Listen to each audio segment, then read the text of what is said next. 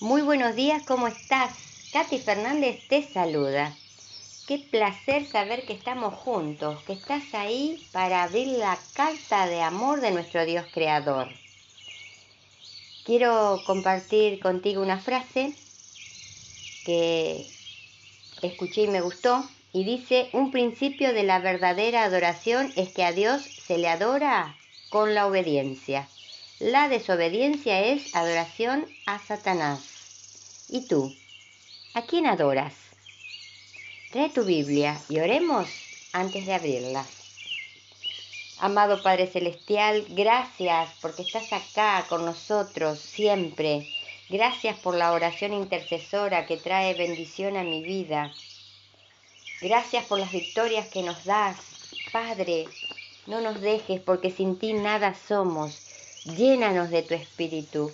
Y ahora que el Espíritu, el mismo que inspiró a los profetas, nos ilumine para entender lo que hoy querés enseñarnos. Te amamos, Padre. En el nombre de Jesús, háblanos. Gracias. Amén. El título de la lección, estamos en la lección 7, que lleva por título Claves para la unidad familiar. El versículo para memorizar: para que todos sean unos como tú, oh Padre, en mí y yo en ti. Que también ellos sean en nosotros, que también ellos sean uno en nosotros, para que el mundo crea que tú me enviaste. Juan 17:21. La vida familiar representa diferentes etapas de la vida para diferentes personas. Para la madre y el padre, la llegada de los hijos a su vida representa un cambio importante que durará toda la vida. Y para los hijos, por supuesto, pasar de la inexistencia a la existencia, de hecho, es una transición importante.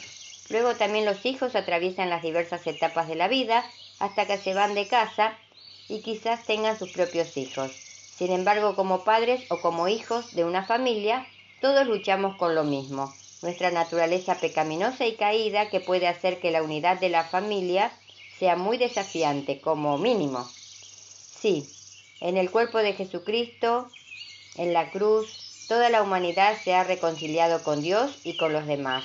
Efesios 2, 13 al 16, Colosenses 1, 21 al 23. Pero en un nivel práctico y diario, debemos apropiarnos de la gracia de Cristo, el único que puede hacer que la unidad familiar sea una experiencia de vida para todos los que la buscan con fe. Debe ser una experiencia diaria en nuestra vida. Afortunadamente, mediante la gracia de Cristo, esto es posible. El día domingo 12 de mayo, la lección de escuela sabática lleva por título Cristo el centro. ¿Qué ilustración utiliza Pablo para describir la nueva unidad que existe en Cristo? ¿Cómo es que de dos hombres Cristo hizo uno? Efesios capítulo 2, versículos 11 y 12. Te pido, si querés, que me acompañes en la lectura. Efesios capítulo 2, versículo del 11 al 22.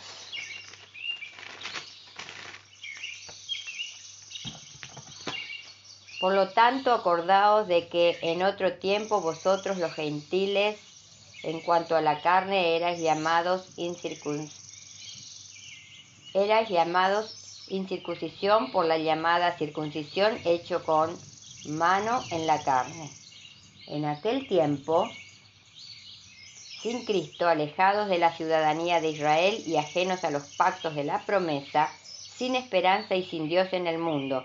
Pero ahora, en Cristo Jesús, vosotros que en otro tiempo estabais lejos, habéis sido hechos cercanos por la sangre de Cristo, porque Él es nuestra paz, que de ambos pueblos hizo uno, derribando la pared intermedia de separación, aboliendo en la carne la enemistad, la ley de los mandamientos expresados en ordenanzas, para crear en sí mismo de los dos uno solo y un nuevo hombre, haciendo la paz, y mediante la cruz reconciliar con Dios a ambos en un solo cuerpo, matando en ella las enemistades. Y vino y anunció las buenas nuevas de paz a vosotros que estabais lejos y a los que estaban cerca, porque por medio de él los unos y los otros tenemos entrada por un mismo espíritu al Padre. Así que ya no sois extranjeros ni advenedizos, sino conciudadanos de los santos y miembros de la familia de Dios, edificados sobre el fundamento y los apóstoles y profetas, siendo la principal piedra del ángulo Jesucristo mismo, en quien todo el edificio bien coordinado va creciendo para ser un templo santo en el Señor, en quien vosotros también sois juntamente edificados para morada de Dios en el Espíritu. Y ahora leamos Gálatas capítulo 3, versículo 28. Ya no hay judío ni griego, no hay esclavo ni libre, no hay varón ni mujer, porque todos vosotros sois unos en Cristo Jesús. La cruz de Cristo elimina las barreras que separan a la gente entre sí. Las paredes separaban a los fieles en el templo judío, los hombres de las mujeres y los judíos de los gentiles. Al describir la unidad de judíos y gentiles en Cristo, Pablo utilizó un lenguaje que también se aplica a otras divisiones entre naciones, grupos de personas, estratos sociales o géneros. Esto lo hizo para crear en sí mismo de los dos pueblos una nueva humanidad al hacer la paz. Efesios 2:15, nueva versión internacional. Esta es una buena noticia que ayuda a las parejas a saber realmente lo que es la unidad de una sola carne en el matrimonio. Además, por la fe en Cristo, las familias divididas pueden reconciliarse. Una cosa es citar textos bíblicos sobre la unidad en Cristo y otra completamente diferente es experimentarla. ¿Qué cambios prácticos trae Cristo a nuestra vida que nos permite experimentar la unidad que se nos ha prometido? Te invito a que me acompañes en la lectura de Romanos capítulo 6. Romanos capítulo 6, versículo 4 al 7.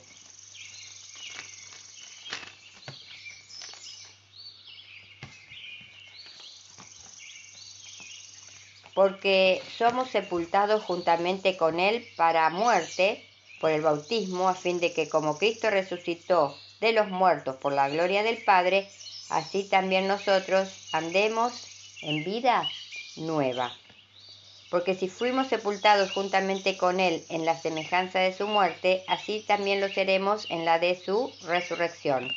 Sabiendo esto, que nuestro viejo hombre fue crucificado juntamente con Él, para que el cuerpo del pecado sea destruido, a fin de que no sirvamos más al pecado, porque el que ha muerto ha sido justificado del pecado.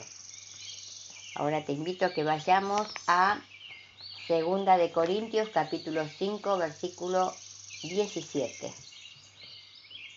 De modo que si alguno está en Cristo, nueva criatura es, las cosas viejas pasaron, he aquí todas son hechas nuevas. Ahora vayamos a Efesios capítulo 4. Vamos a leer del versículo 24 al 32.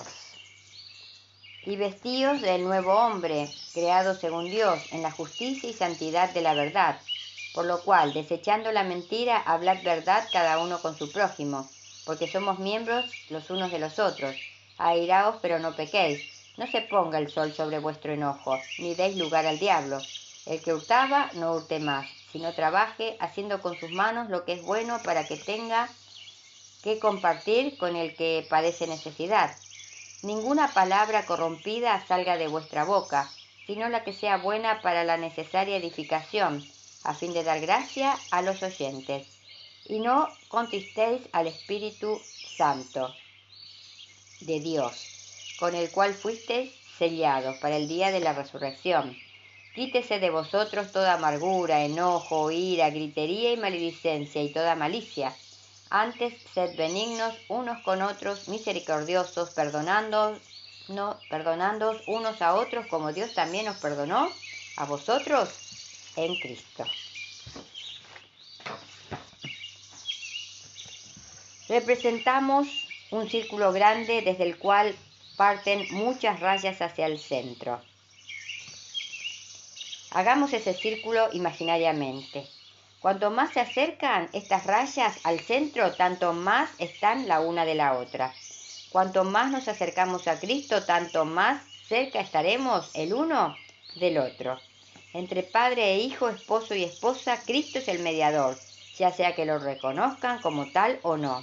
No podemos establecer un contacto directo fuera de nosotros, salvo a través de Jesús, de su palabra y de seguirlo a Él. Esto está sacado del costo del The Cost of Disciples, página 108, de Bonhoeffer. ¿Cuán cerca está tu familia o la familia de la iglesia del centro de este círculo que es Cristo? ¿Qué más debe suceder para que las relaciones sean como debería ser? Ahora pasamos a la meditación de hoy, que lleva por título Un día sabremos la diferencia. Pero todos sus conocidos y las mujeres que lo habían seguido desde Galilea estaban mirando estas cosas de lejos. Lucas 24:49. Jesús acababa de pasar por el momento de mayor soledad. Acababa de decir: Padre, Padre, ¿por qué me has abandonado? Y moría molido por los pecados de la humanidad. Sus discípulos y todos los conocidos, aquellos por quienes había dado la vida, veían desde lejos estas cosas, dice la Escritura. No tuvieron el coraje de acercarse y lo abandonaron. Generalmente cuando una persona muere, los amigos se juntan para dar sepultura y honrar la memoria del amigo que se fue. Pero no ocurrió así con Jesús. Todos huyeron, cada uno se salvó de la manera que creía, trató de salvarse. Y apenas uno quedó a su lado durante todo el tiempo. Apenas uno fue hasta el pie de la cruz y fue Juan, el discípulo amado. ¿Quién era Juan? Ese que un día llegó hasta Jesús llevando la herencia de un temperamento incontrolado. Lo llamaban el hijo del trueno. Era impaciente, egoísta e interesado. Pero llegó a Jesús y se acercó a él. Salió de la rutina y de la mediocridad de ser un discípulo más de Jesús. Fue más allá. Aprendió a quedarse a solas con su maestro. Recostó su cabeza en el corazón de su Señor.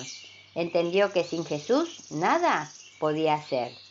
Y el resultado natural de esa comunión fue un cambio completo de su temperamento al punto que un día llegó a ser llamado el discípulo amado. Jesús tenía 12 discípulos. 11 participaban de todas las actividades como buenos discípulos. Actualizando la historia, podríamos decir que 11 eran buenos miembros de iglesia. Pero Juan no se contentaba con la rutina. Juan salía de la monotonía y cuando todos se iban a dormir, Juan se quedaba a solas con Jesús. Mientras las cosas andaban en paz, nadie podía ver la diferencia. Aparentemente todos eran iguales. Pero cuando la tormenta sopló, la persecución comenzó y los discípulos seguían siguiendo a Jesús, pero había llegado a momentos críticos. Los 11 quedaron observando a Jesús de lejos, porque tenían miedo, querían saber qué sucedía y cuidaban sus vidas. Y finalmente los 11 desaparecieron, dejaron solo a Jesús. El único que quedó junto a Jesús fue el que, saliendo de la rutina, vivió una vida de comunión personal con su Maestro, una vida de apasionamiento por su Dios creador. Que podamos pensar en este nuevo día que tenemos por delante, que las cosas van a repetirse en nuestros días. Hoy pueden estar juntos el trigo y la cizaña. Hoy pueden congregarse en la misma iglesia las vírgenes prudentes y las vírgenes fatuas. Hoy nadie puede decir quién es quién, pero cuando la tormenta llegue, solo permanecerán firmes los que, habiendo salido de la mediocridad de una vida cristiana formal y rutinaria, vivieron las delicias de una experiencia personal de comunión, de amor, de apasionamiento con su Dios vivo, con su Dios creador, con su Dios todopoderoso. Y recordemos, si nuestras palabras no ayudan, no confortan, no hacen bien o no alegran, que nuestro Dios Todopoderoso nos libre de pronunciarlas. Que tengas un muy bendecido día lleno de la paz de nuestro Dios Creador. Te invito para que mañana volvamos a encontrarnos, si Dios quiere. Y gracias, de verdad, muchas gracias, porque estás ahí, acompañándome. Si este video, si este audio te hizo bien, simplemente compártelo y suscríbete a este canal de YouTube. Puedes usar este audio en tus grupos pequeños o en tus grupos de WhatsApp o compartirlo con tus vecinos, conocidos y amigos. Si todos hacemos un poquito desde el lugar donde estamos, podemos hacer una gran diferencia para nuestro Dios Creador en el mundo. No te olvides, compártelo y suscríbete.